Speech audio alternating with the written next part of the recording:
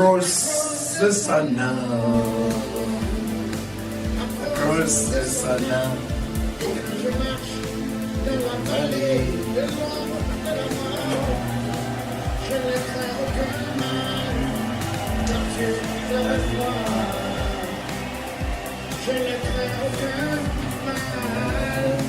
Culture is 80% of our economy in Kenya. So I can advise them to do agricultural courses. They take the agriculture courses. Yeah, they take the agricultural courses. Iko pesa. Iko pesa. Oh, umeona pesa. Lakini unajua wewe ni mwana biashara bana. Yeah.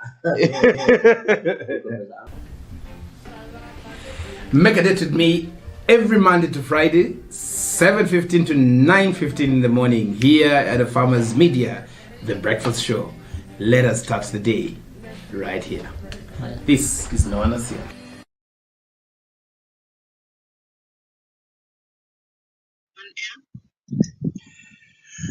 Welcome to a Farmers Breakfast Show right here from County 034. Today I am having this, starting the day right here from the farm.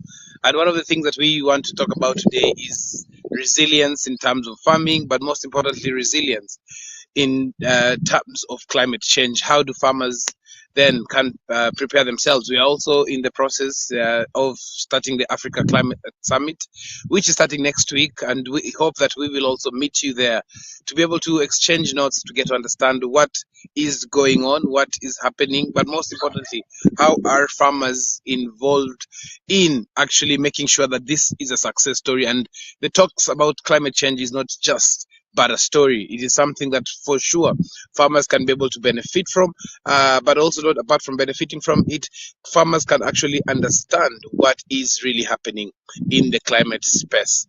This is your host, Noah Naseli Kadima, and as we start off this day, we are going to have a very interesting discussion. We have a product that we have actually seen and partnering with an organization that has been very passionate in making sure that farmers can be able to develop and actually increase their yields. Most importantly, regenerative agriculture, getting to understand how farmers can adopt organic ways of growing their crops so that, one, they could be able to be safe, observing safe use of pesticide. The other thing is also being able to produce safe and affordable food for all who they are producing for. This again, we request you to continue following our social media handles, continue following our content on YouTube or at a Farmers Media, on Instagram, on Facebook, as well as on other media channels. Again, so today we want to talk about harvesting resilience. You know, when you talk about harvesting resilience, farmers have been called to be the best at resilience. But why should we keep on fighting resilience, especially during this time? This is very important because as we do this, then it informs us, then we are alert, we are well informed about what is happening around us. Issues to do with climate change becomes not just a story, but a reality. And not just the climate change and fighting climate change, but also how do we adopt to climate smart agricultural practices. And this is something that personally I am very passionate about, especially the aspect of soil health and the aspect about what climate change is all about. How do we harvest resilience? What is harvesting resilience? I know I was given this topic, and I was meant to talk about just resilience in terms of how farmers can become more resilient. But I always say from a personal experience, let me just take this off the cuff, is I think resilience is nonsense. I think resilience is not something that farmers should be, actually it should be related to.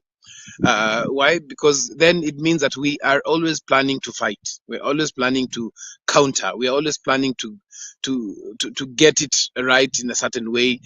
But if you look at it very critically, then it means that we cannot continue surviving. It means that we are always hoping for something negative, something bad, and that is what resilience is all about.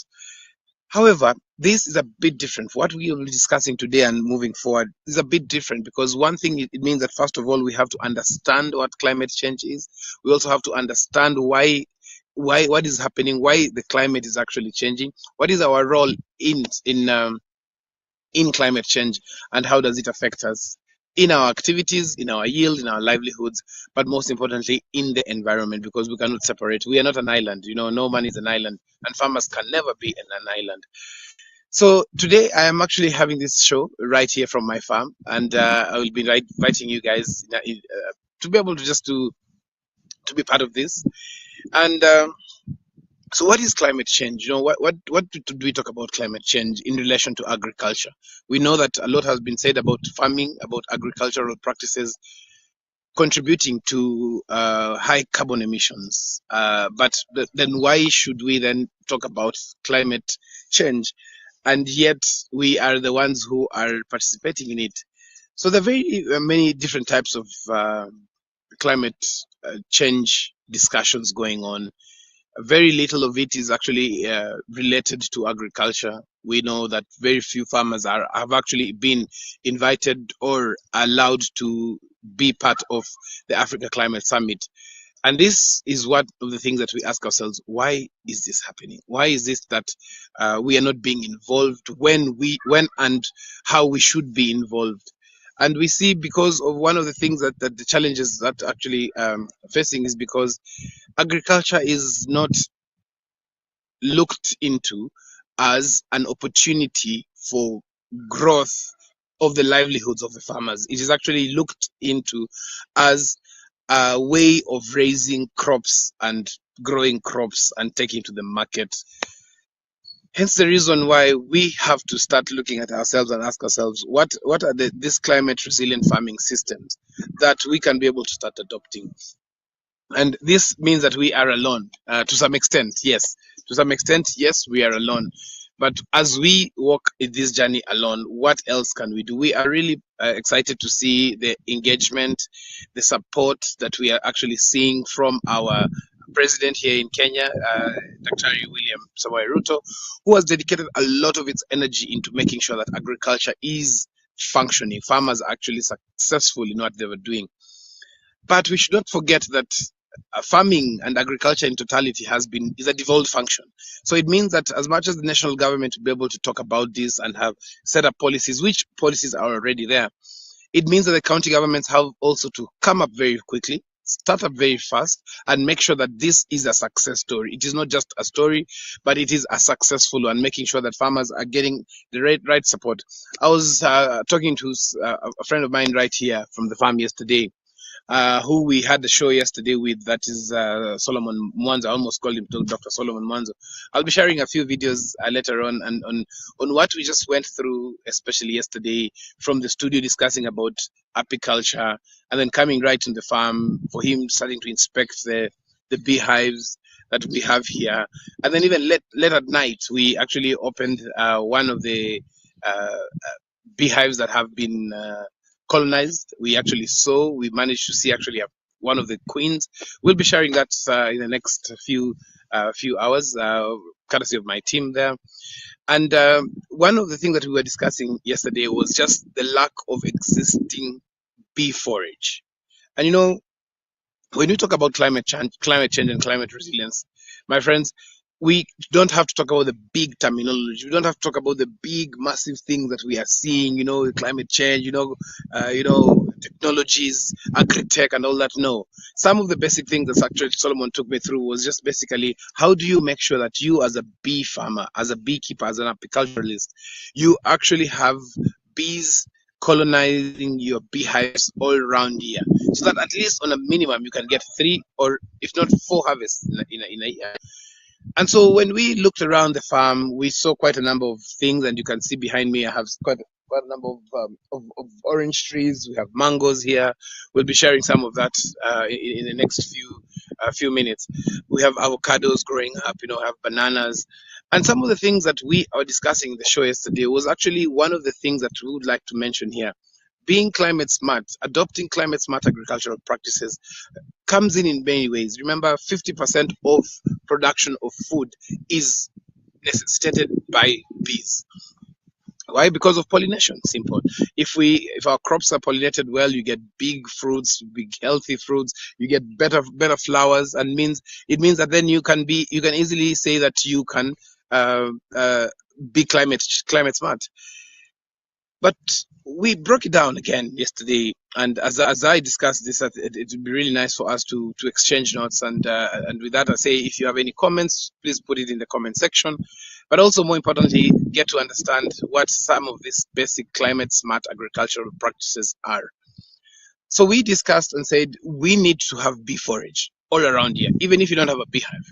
You just need to have bee forage. Bee forage is basically trees and crops that enable bees to feed and produce the honey, but not just the honey, but also just to pollinate. When bees come to your farm, what happens is a totally different thing. When bees come to your farm, the pollination of the crops is fantastic. So you end up having better fruits, better flowers, sorry, better fruits. But most importantly, it is one insect. But I was told it's not just an insect; it is actually livestock. Bees are livestock, and one of the things that Solomon kept on telling me and reminding me is that you have to maintain two types of flowers. We have the ones that give pollen, but also the other ones that actually give nectar. So this was a very interesting discussion. And yesterday in the evening, I was like, wow, interesting. Probably I should have recorded that. However, if you look at some of the fruits at the trees that we have here at the farm right here, we have pomegranate, we have avocados, right behind me you can see we have orange trees, tangerines, we have quite a number. We have passion fruits coming up really well. We have the normal small kind of flowers, plants that have flowers. And when I went around the farm, he kept on telling me that yes, you have a lot of flowers, but majority of it is pollen. So pollen is fantastic, pollen is good, but the nectar kind of flowers is what is important. So he challenged me. I have a fence here that is bougainvillea, and it gives flowers all around here. So I was like really excited telling him, we have bougainvillea all around here, and he actually told me, yes, you have, but these ones don't help bees. In fact, they're just filling space here. Very interesting. So as he kept on explaining to me, he said, you have to maintain both pollen-based flowers. So these are just the flowers that have pollen, where bees goes and takes in. But also on the flip side, you also need to have a lot of nectar, because nectar is the quality. The quality of your honey is determined by the kind of nectar that bees get from the flowers. And why is this important when we are discussing about uh, harvesting resilience? This is because of this is because we have to make sure that we are understanding what our climate is, what our environment looks like. Because once we understand what our environment looks like, then it is very easy for us to say, wow, that is fantastic. That is what we need to do to make sure that we're improving the environment that is around us. Once the environment around us is improved, then we can actually say that we are building resilience. One is because, for example, if you have good, strong colonies, as Solomon explained, is that you then need to it is almost automatic that you'll get better flowers, you'll get better flowers. When you get better flowers, automatically you'll get better fruits. When you get better fruits, sweeter, better color, appealing fruits, it means then you've taken yourself to the next stage. And this next stage is very simple. The next stage is simply knowing that you're going to get better yields. So once you get better yields, sometimes some farmer says, so what if I get better yields if I cannot get market? But remember, the better looking, the better quality your fruits are, automatically, for sure, without a doubt, then you can compete in the market, because people will go, even you yourself, if you're going to buy something, you definitely go and say, oh, let me get the best fruits, even avocados and the rest. In fact, that reminds me of a question that I posted a few days back, and asked, why do we get better fruits from our neighboring countries? So the other thing about building resilience, and actually not even building resilience, but harvesting resilience, is now you are no longer fighting. When you're building resilience, is very interesting, because then you are fighting. You're always prepared for a war. You're always prepared something will go wrong, and I know how to combat that. But when you're harvesting resilience, it means that then you are ready. Your farm is ready for production. Your farm is ready.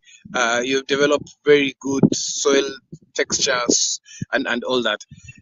But it's very interesting, for example, for where we are here. I wish I could be able to be allowed to share the environment, but yes, we'll do that later on, once my producer back in studio gives me the go ahead, we'll be able to just share and see the difference between some of the areas that we have here. I don't know. I'm not sure if we have some drone shots that we can be able to share. The director behind there. If we have that, then we'll be able to see the difference between what we have managed to do here by growing specific crops, specific trees, that is very different from the other neighbors. Because we have tried so much to, we built resilience for so long that we say, no, we're no longer building resilience. I'm actually looking at the sky and looking at how hot this place is. I wish you could understand how hot this place is right now. But we have gone ahead and made sure that we are harvesting resilience by preparing for the future. So even you in your farm, sorry, even you in your farm, what can you do? So I'll just take us through a few activities that probably we would need to look at, and these activities that we would look at would be how to build climate resilient farming systems. I've just mentioned one, that is beekeeping.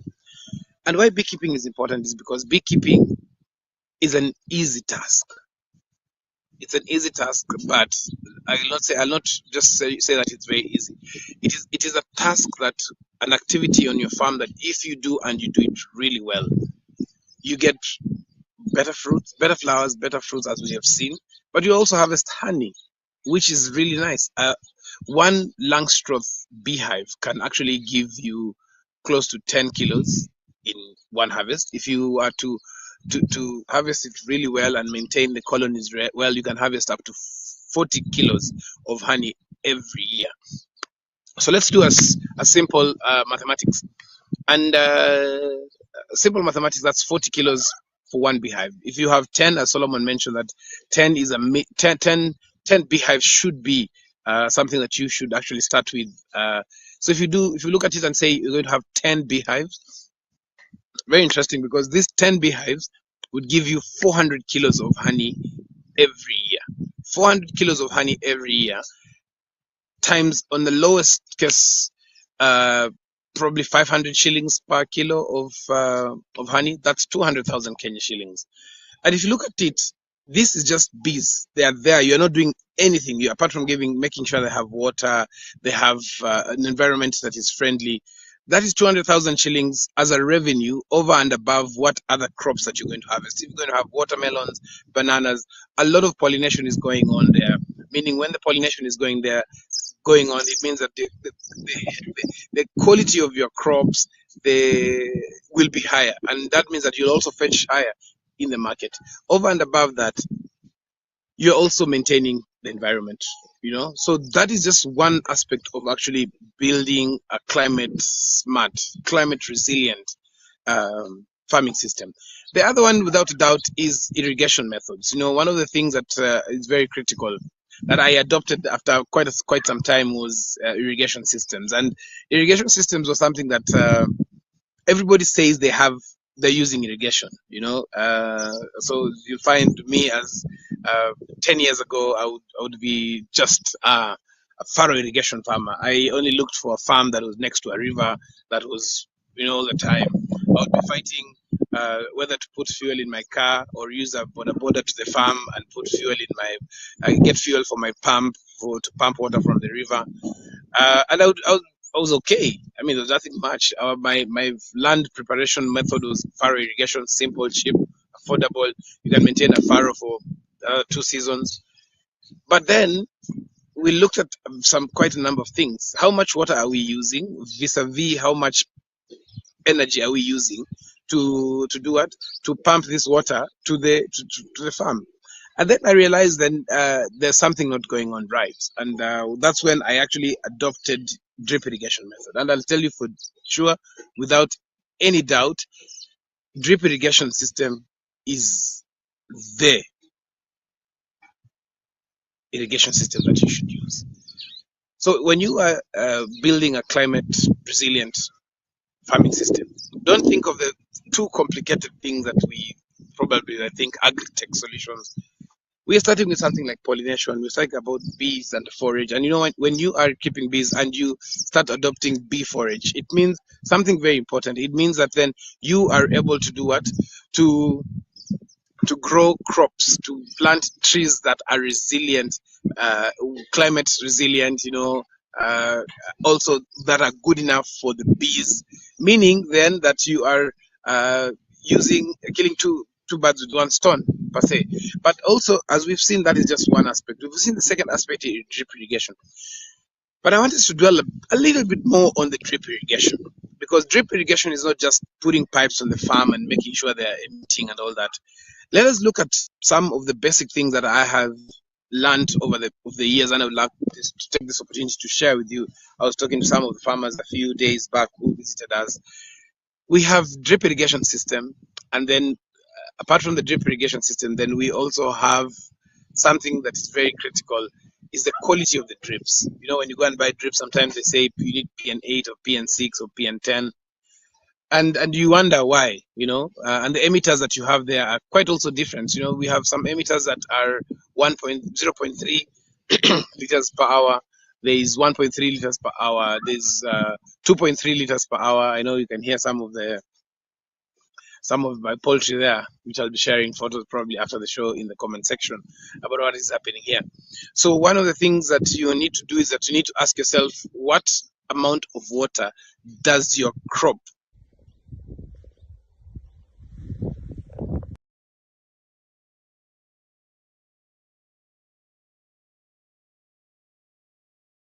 that is actually right here, right next to me here, that is actually being on the screen right now. We have pomegranate here, we have uh, olives here, we have grapes here, we have oranges, as you can see behind me. Very interesting. We have apples from Ket, from Wambugu apples there. So all this, as you can see, is something very interesting that we can be able to do what uh, to use here. We'll be going back in terms of agroforestry, but as you can see that. Yes, that's an almond. We have almonds here as well, doing really well. We got almonds from all the way from Calro Kilifi, and they're doing really, really good. I'm really excited and really impressed to see how they are doing. And this is just one of it. The other thing that now I think my director is actually coming up. Guiding us through is actually agroforestry.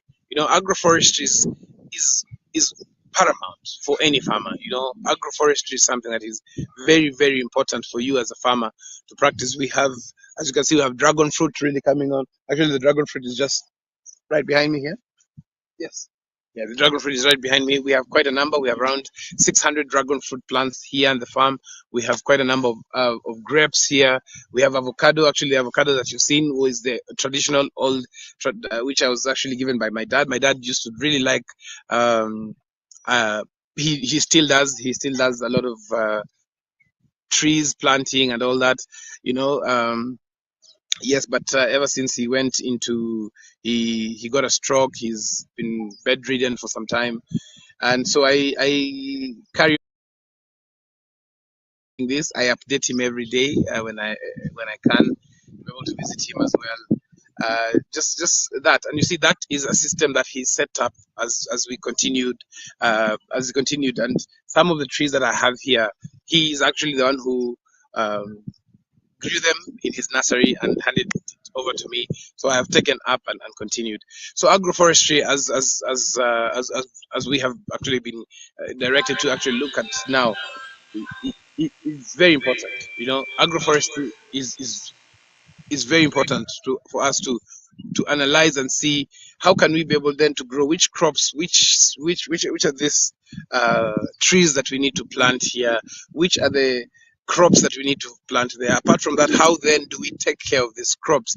What kind of nutrition do they require? Because all these different trees have different feeding needs. They have different nutrition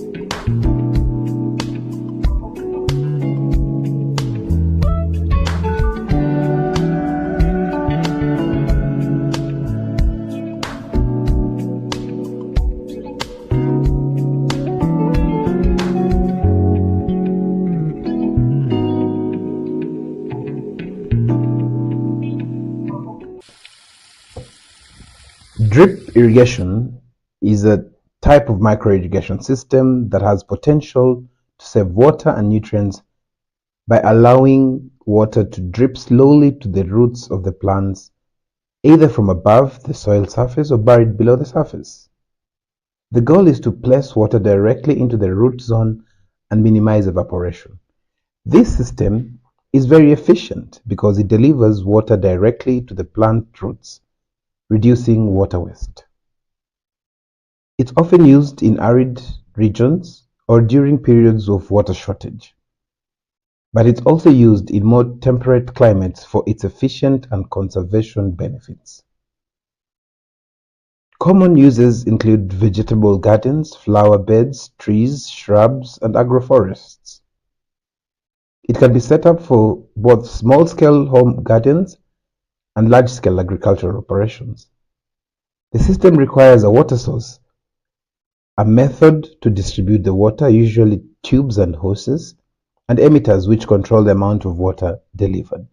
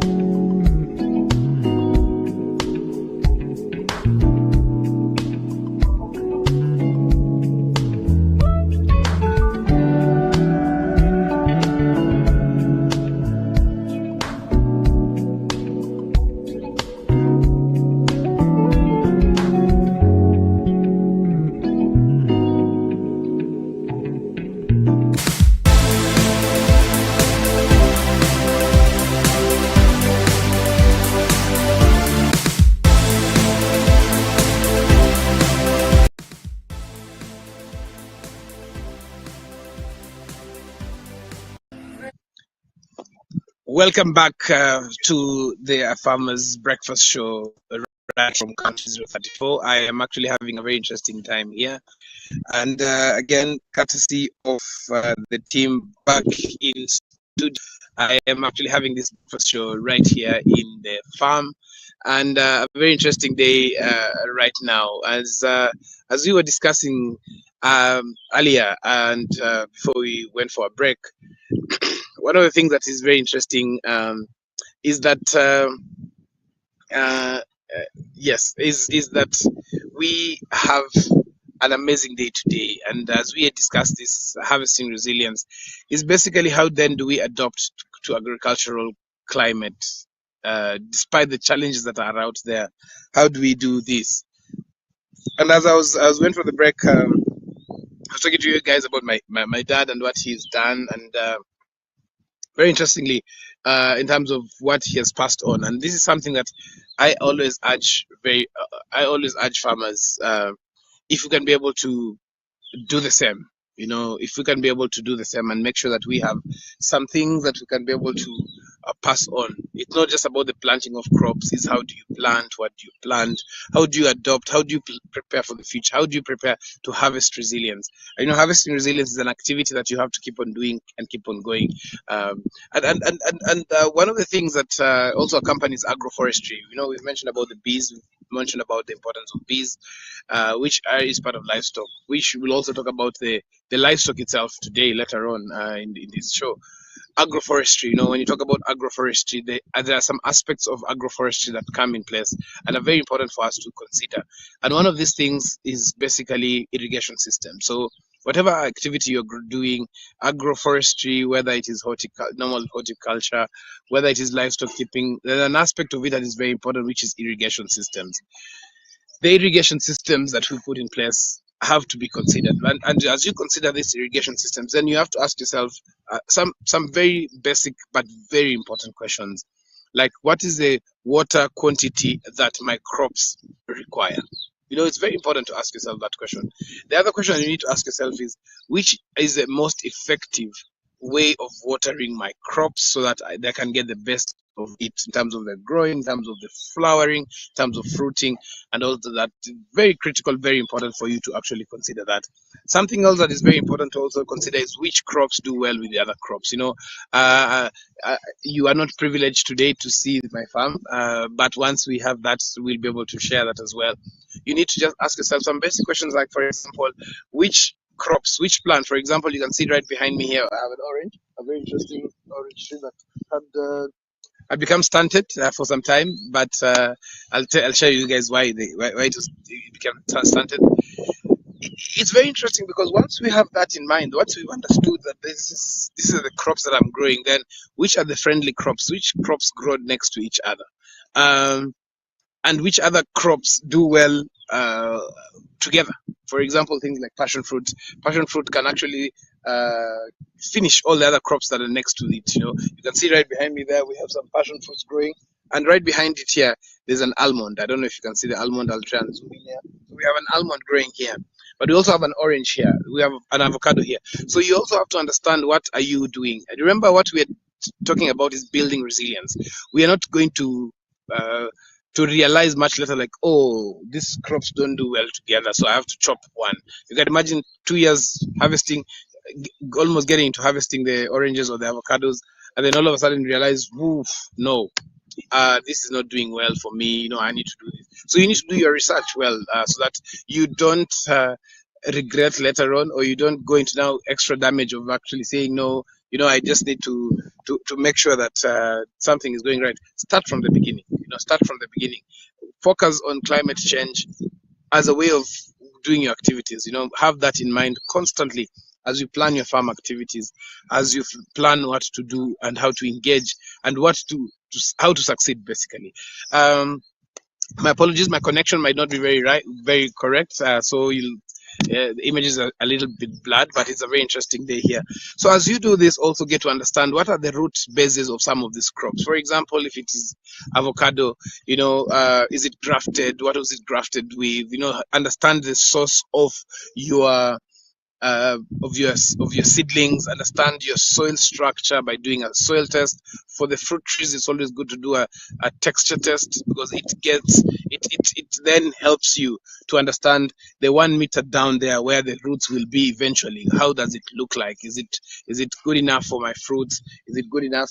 Or at some point, I know you've always seen some crops drying up. You know, some plants I've actually harvested. A friend of mine, colleague also called Adam, telling me that after some years, some of the fruit trees they had just dried up. That is basic function of the soil.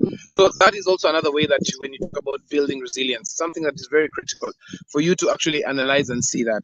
So as we discuss systems here, building resilient and farming systems, climate friendly and climate resilient farming systems.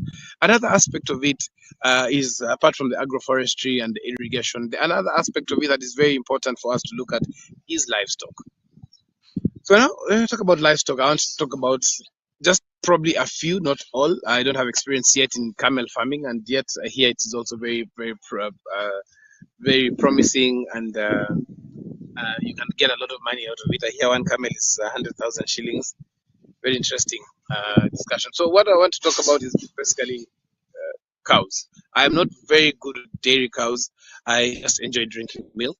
So I'll talk about beef cattle, as well as goats, sheep, those that we also have here at the farm, and definitely chicken. We have some turkey and some ducks. We'll be getting some geese in the next few days. So I'll just talk about basically that, and also our latest in the farm here is rabbits. We have rabbits, very good quality rabbits from. We actually got our first stock from Kilifi, and then we've gotten our second stock, our mother stock from Kitengela Rabbitry. Fantastic! A lot of information that there's a lady called Mary there. I'll be sharing that story with you guys. She gave me a lot of insights in 1 hour. In 1 hour, I managed. She guided me. She got for me the feeders to understand. So Kitengela Rabbitry, thank you very much. So the rabbits are our lettuce. We've already started harvesting the rabbit urine. Remember, adopting to agricultural to climate resilient farming systems also means that you also need to adjust and start using probably close to organic or regenerative kind of solutions, and I'll be sharing that about NASC Organics in the next few minutes and what that looks like. So when you talk about this, then you ask yourself a few things. How will I keep this? Which animals integrate? Which animals stay together? So let me tell you a short story before I continue. I hope my producer will not switch off my mic today. They have a lot of, what I mean. The farm here, that's my. I just feel nice. So we had a newborn sheep. Is it called lamb? Yes, a newborn lamb that was here, and it went on to start disturbing a turkey that was inside one of the houses. But the male turkey came fighting, and started poking it. Remember, it was a newborn, so we lost one because of that. So those are some of the things to consider and ask ourselves. How then do you integrate this? You might not have a very big farm, so how do you integrate? That means that the housing has to be done really right. How the housing has to be done really right, and this housing. And to talk about housing, especially for chicken, I will request one of my colleagues there, our head of media, to actually come in studio one of these days to talk about just the structures. How do you make sure that the structures are right for your chicken, especially? Yeah, so you have to ask yourself so many things. Then the next thing that you also have to ask yourself, what else are you getting from the sheep, from the goats, from the cows? Automatically, the first thing that you will be getting is manure. So you'll get the farm-made manure that is there, that you should be able to use it, but you also need to remember that you also have to prepare it really well. You have to make sure that it is really, really, really dry. It's dried well, it's cured really well, so that you can be able to use it well. Then where do you store this? How clean are the structures? But also, I want to touch on this. That is a very critical aspect where we have actually seen, and having been told so many times that agriculture, especially livestock, contributes is one of the highest contributors to carbon emissions. And as we talk about the Africa Climate Summit week starting off next week from 2nd, there you can hear the cows behind there now. Fantastic. So as you can see that, then you also need to then ask yourself, am I going to let my cows, my sheep, my goats just graze all over? Even if you have big chunks of land, are you just letting them go and graze all over, or what are you going to do? So one of the key aspects of it is actually to make sure that you have this your animals, your livestock, in a secluded area. For example, for us, we have an area where they sleep, and then we move them to an area where there's a shed. Actually, we even have a shed for the animals, and that is where they actually sit and eat from. They have the water drinking, drinking whatever that they have, the troughs there, as well as the places where they eat. We prepare food for them as well. We don't cook, but we prepare in that we have silage that we've done. We also integrate it with livestock meals, like for example for the sheep and the cows we have something very interesting. It's called pumba. So pumba is very nice. It's like an animal feed in terms of powder format, which we now mix with the silage. And this silage is actually, we have grown this silage on our own, which is basically a combination of millet as well as sorghum. So that is NutriFeed and sugar graze. We also have some lucerne as well in it, and we also grow it here as well. Apart from the other farm, we also grow it here. So what are we doing? We are reducing the amount of carbon emissions that we could otherwise generate from the farm here. So our cows don't graze. For those who have been here, our cows do not graze, do not leave the secluded area. One is also because it is safe for us. Our crops will not be eaten. Initially, we had some plants, some trees, some avocado trees in the farm, and a very interesting bit of it was the fact that we lost 100 avocado trees because the cows went and started eating the tops of the plants, and we lost. That's just how we lost all the avocado trees, And so that is one. The other thing that is very critical is also the resilience. Building the resilience basically on how then do you make sure that it is your farm is not emitting the carbon, because that is also a highest contributor to climate change, and the effects of climate change are then felt backwards. The other aspect of it, and I want to go back to it, is just how do you decide which irrigation method then to use? So an irrigation method that you can be able to use and to use really well is how to identify. So you need to identify, ask yourself, which crop of mine, for example, an orange, the demand for an orange at this level, at this size right behind me here, is very different from an avocado that you saw earlier. So that means that the water requirements would be a bit different. It will be different even from the apples. Apples don't require a lot of water throughout, but then how then do you make sure that you're getting it right? Pomegranate right in front of me here does not have enough, does not require a lot of water. So what then do you do? So what it means that then you have to make sure that you are putting an effective irrigation system, understanding the quantities of water that each of the plants require. For example, you might require an orange might require probably 2 liters of water every so often, probably every twice a week. And then an avocado tree that is flowering might require more. An orange tree that is right behind me, I like referring to it, but also we have some more here, is also requiring more and more water. So what you have to do then is you have to now calculate, put the emitters, which we'll be sharing later on in the day, will be just in the comment section in terms of what are the crops that are here, what kind of irrigation system, because then you are building a climate resilient farming system. So when we talk about farming system, I always try and avoid talking about the so big terminologies, agrotech and all. Just simple farming system, watering, if it's feeding of the cows, make sure they're being fed in the same place. I know it is tiring sometimes, but eventually you'll get into the system. It is actually easier than letting your cows just go and graze. Let me tell you a story. We had somebody who was taking care of the sheep here one day, and he comes from a community where they don't lock the animals, the livestock. They actually let them just go and graze. They actually say that animals, the animals know home, so they'll go and they'll come back in the evening. Obviously, sometimes being guided. So one day we were here, and it was around 6 o'clock, and the animals had gone out. He had gone to graze. They had gone to graze outside. He decided to use that method because that's easy for him. And when he went, he lost them. So he was wondering, where did they go? He was so stressed. He couldn't even face me and tell me, until one of the neighbors realized that some of the sheep that are in their pens is not theirs. So they called us, hey, do you guys have your sheep and your cows? And that's when we actually brought them back, and since that day he never let them go out. I just locked them there. He preferred actually to cut grass, which is against how they do it, and feed the cows, and which was a very interesting thing.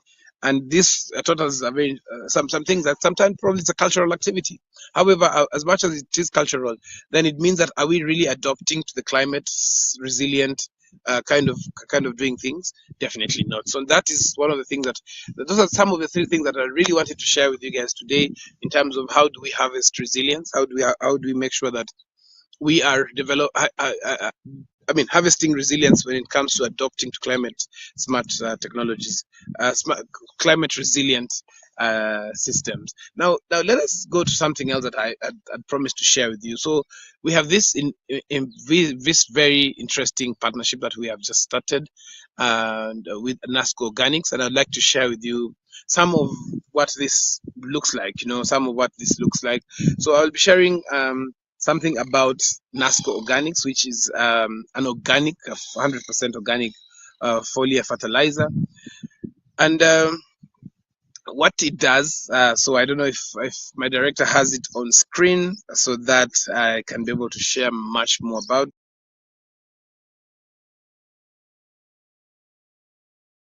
Organics, which is a liquid fertilizer. It is 100% organic. It is 100% organic, and it comes from organic natural sources. And yeah, so I'm being advised, let's take a short break and then we will come back in a few minutes.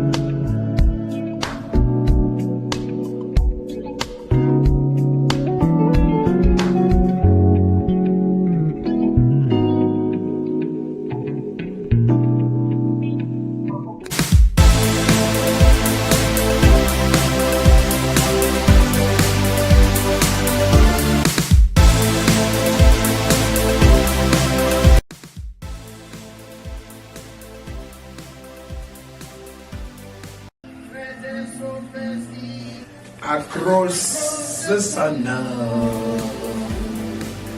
across the sun now,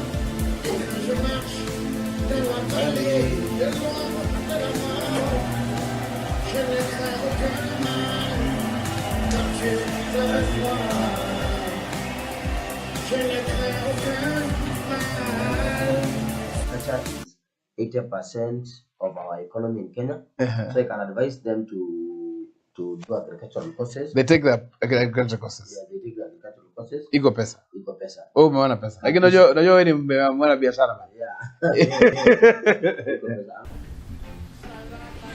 Make a date with me every Monday to Friday, 7:15 to 9:15 in the morning here at the Farmers Media, The Breakfast Show. Let us start the day right here. This is Noah Nassir.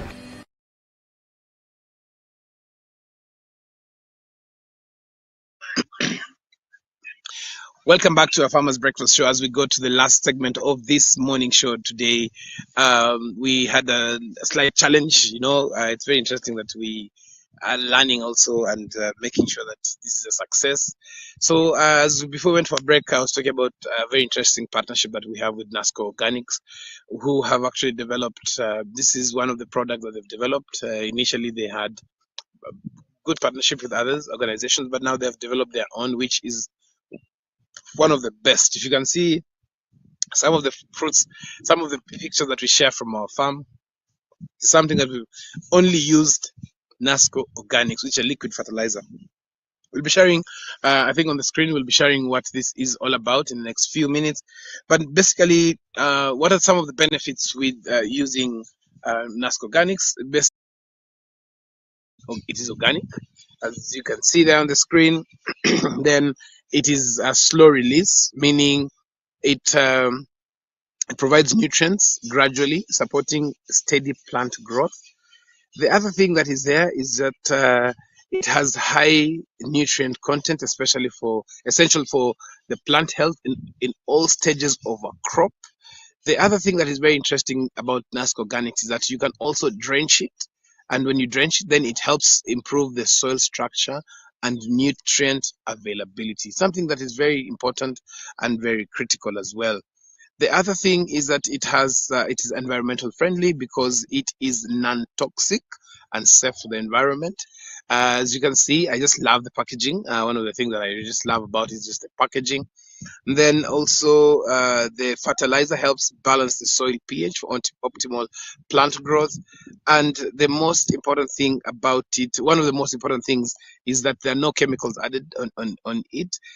And you as a farmer, what then do you expect from this? Definitely, you expect better yields. It contributes to better yields. It is actually for soil enrichment, vigorous plant growth, and quality flowers and fruits. So how do you get this NASCO? Definitely you can call us on 0700 29 30 31. So if we just go back and just look at the logo, you cannot confuse it with anything else. Yes, so definitely as you see that, then you definitely know that this is NASCO Organics, which is meant for soil enrichment, vigorous plant growth, and quality flowers and fruits. Fantastic day it has been this morning. Thank you for having been with us. Thank you to my team back in studio who have made this a success. Always starting with the director, Dotrin, and our producer, Mary, who is also coming in at 11 o'clock together with Regina and I for the mid-morning show. I always loved mid-morning show. It was my show, but anyway, it has been taken up by better hands and better people who are actually making it, you getting to know much more. I just love how the mid-morning show does its wonderful stories about livestock, and as a new and upcoming livestock farmer, I always watch that. So also you keep it locked there. Yes, so this has been a Farmer's Breakfast Show. We are sorry to have started a bit late, and also some of the technicalities that we've actually faced this morning, but really excited to see how you as a farmer is growing, and also you as someone in the industry in totality can be able to connect, learn, and grow. This has been your host, Noah Nasiali Kadima. See you tomorrow.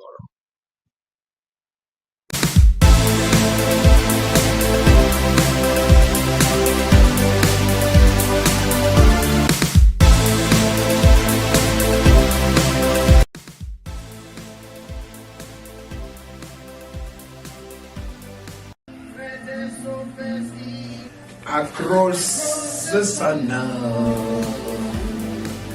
across the sun now.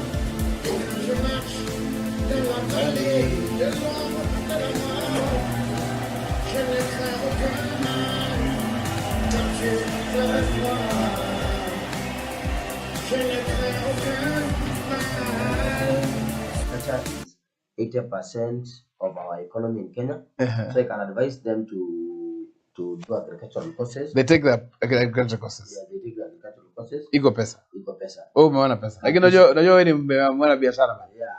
Iko pesa. Make a date with me every Monday to Friday, 7:15 to 9:15 in the morning, here at the Farmers Media, The Breakfast Show. Let us start the day right here. This is Noah Nasia.